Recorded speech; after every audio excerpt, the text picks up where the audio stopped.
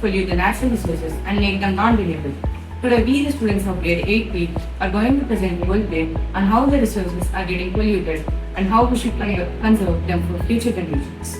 Situation. A company wants to build a factory in a village. The proposed site is a forest that provides clean air, wildlife habitat, and resources for the local people. We will create many jobs and improve local economy. We will build roads, provide employment. You are right. Forests are valuable natural resources. They provide oxygen, prevent the soil erosion, and also support biodiversity.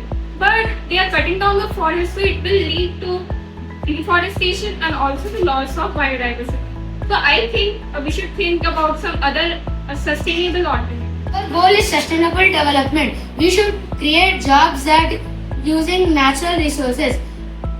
The company should use environmental assessment, use eco-friendly technology, and compensate by planting more trees.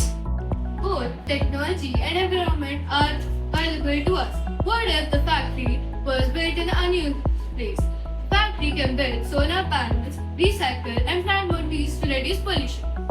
Plants and animals live in forests. If you want to build a factory, you must follow strict rules. Like, if you have to plant out more plants